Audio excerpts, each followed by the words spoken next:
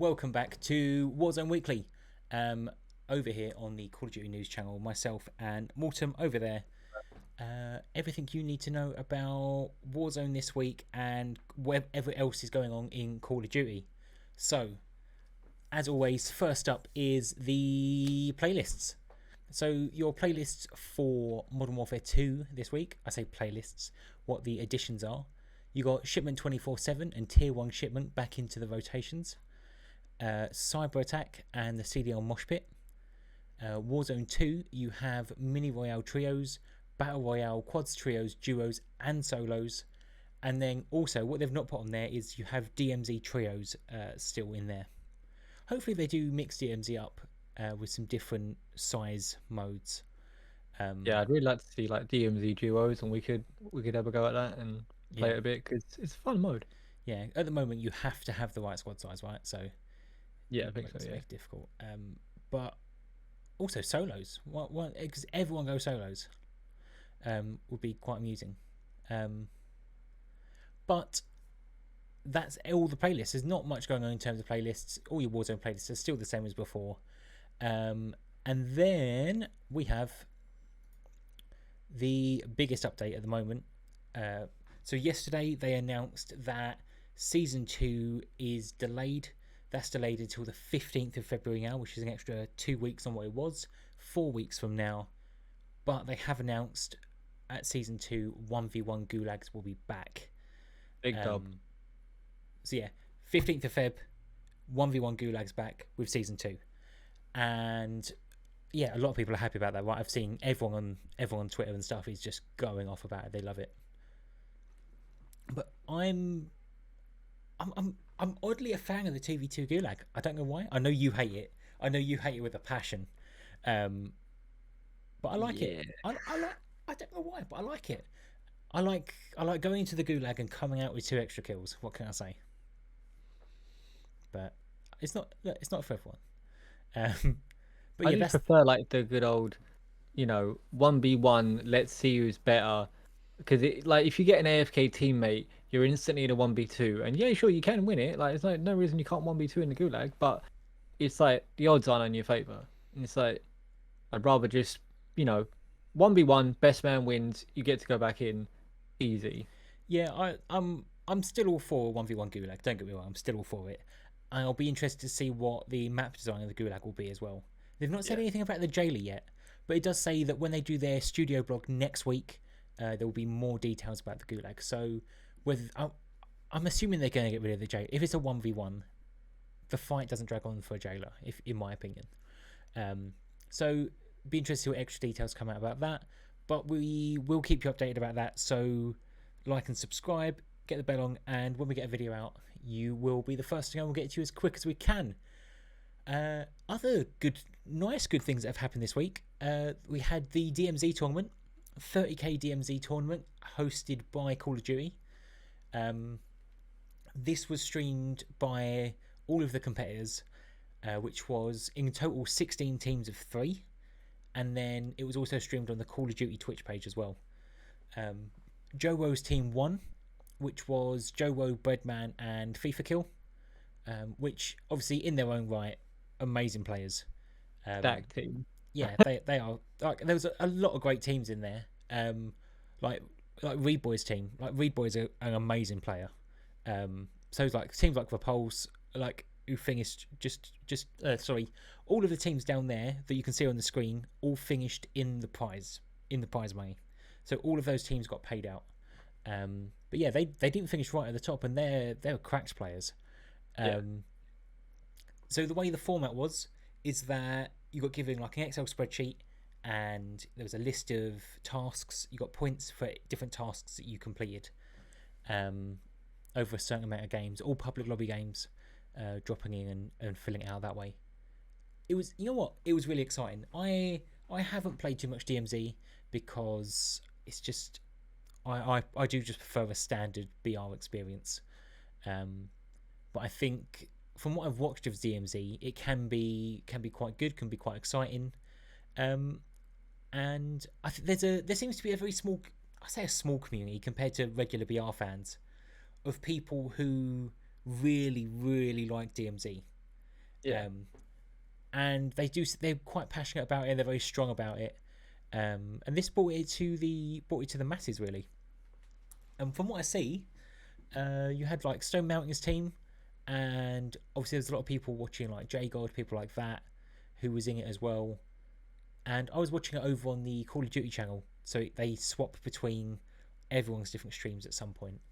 And yeah, I really enjoyed watching it, and hopefully they do some more I because say there's potential there. There's definitely potential to maybe, you know, do it bigger, or like hopefully when as well, maybe like when we get custom lobbies back and you get a custom lobby of all the players in together. Now custom that'd be lobby something. DMZ would be Yeah. mad. Now you're like really that'd be really cooking. I But think that would be really exciting actually. Custom I lobby like DMZ. I liked it. I think there's potential there. I liked the. We didn't know how it was going to work in terms of like how do you get points and these sort of things. But Yep. I liked the sort of objectives that they were given, and Hmm. it yeah, it wasn't just like kill this guy, rack up loads of points like a kill race. It was you had to do stuff. So I think there's potential. I think it was a good tournament. We should do it again, and yeah, hopefully next time it can be like a custom lobby. Yeah, I think it brought a lot of eyes in as well, which is nice. Obviously, on the Call of Duty channel, they stream all of the CDL. So hopefully, there are some people who are just multiplayer players, like they've got no interest in BR and stuff like that. So there's also a good chance that they watch that tournament on the Call of Duty page, brings them over to DMZ and BR, and definitely helps Warzone out at the moment, which is in a little bit of trouble due to player base and in-game issues, shall we say, Yeah. which will hopefully be fixed season 2 February 15th, but we'll wait and see. Another tournament this week though, $10,000 search and destroy tournament, 3v3. I say 3v3, it was 3 players on each team plus 1 AI bot on each team. Aiden's team won that one. There were some really, really good teams in this. But yeah, Aiden's team won. Then you had Legion team with people like Isaac on it. Courage's team came third. There was like teams that finished not even in the top 3 are absolutely stacked. Like you had like Zlanger, Doc, and Karma on that team. Like Karma, a CDL pro, like you just expect people to absolutely destroy, right? Yeah. But it all just depends on what happens in the game, who gets the shots off. And to be fair, that was an exciting tournament. And also you get to see when you watch the CDL. The CDL's exciting, right? We love the CDL. We love watching the CDL, but you don't. There's no explanation while they're playing. So if you don't fully understand why someone's holding a lane or watching a certain angle, then you just sort of have to figure it out if you don't understand it. But because of the comms going on during this tournament from people like Karma, who understands the whole scenario, you pick up extra stuff, which is really nice. So if you're interested in any of that, looking at playing CDL Mosh Pit more stuff like that, definitely go back through some of these VODs and take a look. Pick up some top tips that you can definitely learn from that. But yeah, it was really nice tournament. I wasn't expecting it to see a S&D tournament, so that was a nice little surprise watch for this week. And then last but not least for today's episode of Warzone Weekly, we have the CDL Major 2 qualifying weekend 2. Yeah, that is right. Mouthful. Yeah. Second week of qualifiers for the Major 2. There's teams that didn't perform last weekend. There's teams that done really well last weekend. So you're going to be expecting the teams who really fell behind last weekend for one reason or another to try and bring their A game as fast and hard as they can in this weekend. Teams like London Royal Ravens. Yeah, they really need to sort of like buck their ideas up really, because otherwise they're going to end up with a really low seed for the Major 2, they're going to probably start off in losers, and then you could be first round in and out of the Major 2 already. Yeah. And a team like London or other teams that are sort of down there in the pecking order in terms of the CDL point standings could really do with like a good run at a major. Even if you don't win, they just need to get some CDL points on the board, because Yeah. we're only at Major 2, there's still a way to go, but you don't want to get too far behind on the point standings, because then you might not make champs. Yep. Like, there's going to be like 4 teams that don't make champs at all. You don't want to be one of those teams. You want to make champs. It's the thing. Yeah. Like, everyone knows that it's all about champs every year. So we're very early days, but it's something for those teams to think about as an incentive. So I think it could be like, yeah, it's already getting to like sort of, we now need to really start improving rapidly, or you got to make changes. Like, it's getting to that point already, really. Yeah, like you can't leave it too long, and you hope that having a poor weekend just adds more fuel to the fire for the next weekend coming. Yeah. Unfortunately, Ravens went 3-0 with Toronto Ultra, and they also went 3-2 with Minnesota Rocker. It was a really close game there. I think Ravens will be kicking themselves. They didn't. If they'd won that game, then you go into the next weekend and you're feeling a lot better. That would have been a really good series to win, because it was so close. But yeah, Rocker just clutched it. Really, just sort of had more of those players that just are icy at the right time. Yeah, you got to hope that they had a good midweek practice, and then they come full of positivity. But Boston Breach went 3-0 up to Minnesota Rocker.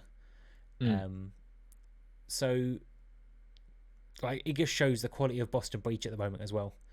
And then get battered by Optic on that, Scump's last day, and then he retires the next day and makes you look silly. Obviously, like, Scump after 12 years has now retired rather than doing it at the end of the season.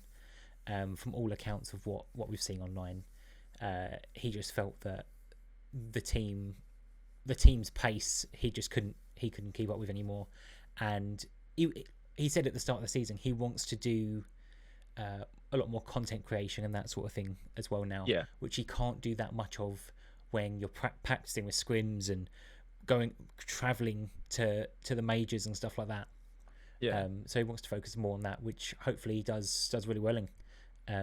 He's obviously been great for the CDL as a spokesperson for the CDL as well, and just professional Call of Duty in general.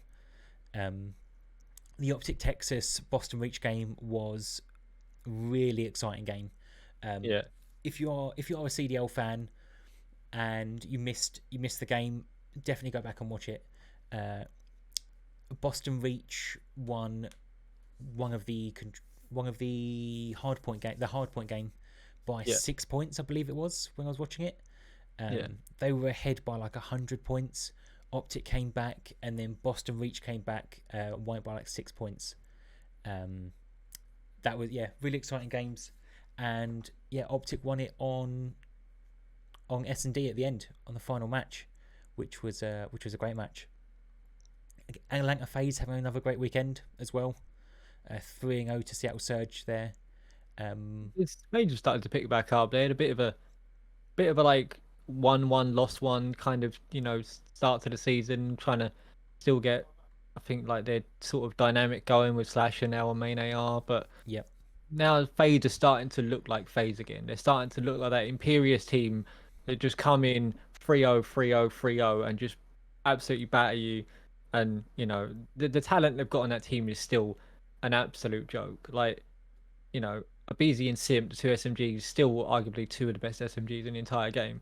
And Celium is just ridiculous. Simp went 16 on a 16 kill streak. Exactly. On the Friday, right? Like, he went 16 kill streak, like absolutely went off. So I believe that's a CDL era top kill streak. It's not in the history of Call of Duty over the iterations. It's not the highest, but I think it's CDL. J-God actually posted a thing on Twitter about it. And his 16 kill streak ends up at, like, I can't remember what, off the top of my head, it was like number 16 or something. Like it was like out of 20, it was like number 16 with number 16. Yeah, it's a fair way down, which makes you realise. Yeah, they were in the 20s near the top. I think I think Shots Carmen's C was record in is there. And I think Scump out of like the top 20, Scump had like 4 or 5 entries in there. yeah, Well, yeah. when you're doing it as long as he is, you're going to be right. It's just how it works. I would say a couple of top picks for this weekend coming. I think the New York Florida game, the very first game tomorrow night, I think could actually be quite exciting there. Glad that it's starting off on a really sort of good game. I think New York are a better team, but I think Florida, they're not a bad team. Like No, I wouldn't say it's an even match, but I'd say it's a really close game. I think that should be a really good match. yeah, Hopefully, I think that'd be quite good. That kicks off at 8 p.m. over here in the UK. And I think that'd be a really good match. Other top picks, which is where was the one? I think Atlanta FaZe and Minnesota Rocker actually could be quite good. I think Minnesota are going to come back this weekend and really go all in. So FaZe and Rocker have had some real ding dong matches in the past. They've had some real close games, and yeah, Rocker have come out well on quite a few occasions against them. So yeah, I'm not gonna lie, like it's a bit of an optic weekend for me because I'm excited to see Dashy back in the lineup yep, and how it all works, and if everything's all good there, I'm sure it will be. I'm sure Dash will slot back in, but that's the one I'm keeping an eye on because I want to see how that team works with like Hook on SMG, Dashy now back in main AR. yep. Well, Hugh playing at the What? weekend, he was unreal. Yeah, yeah. Like he hit some really nice plays, really nice shots. Yeah, he fitting really well to the team, Which is and it was not really nice to see. easy because like sometimes the weight of playing for Optic and the expectation of playing for Optic can weigh really heavily. Yeah, And I don't think he did not look phased by it at all. no, Like he just looked. he played so well, which was nice to see. I think the other top pick for the weekend has got to be where were we? There we are. Optic Atlanta FaZe, very last game of the weekend. That's gonna be a. Sorry, that's a lie. That's next weekend. That's No, that's next weekend. I was wondering why I said 29th. That's actually the last game of all of the qualifiers. Which actually even better. Right? That's a great way to end the qualifiers. Depending on how the matches go, it could be a lot riding on that game in Yep. terms of seeding. So that could be a real massive game. So to be fair, I'm looking forward to London Ravens' first match, which is on Saturday, 9:30 time over here in the UK, which is Ravens versus LA Thieves. Ravens have got a lot more to prove this weekend. yeah, They didn't have a good weekend last weekend. They've got something to prove. But apart from that, guys, thanks for sticking with us and hit all those buttons, all of them. Just smash them about. But from us today, that's it. We'll catch you next time. Thanks a lot. Have some fun. See you later. Thanks.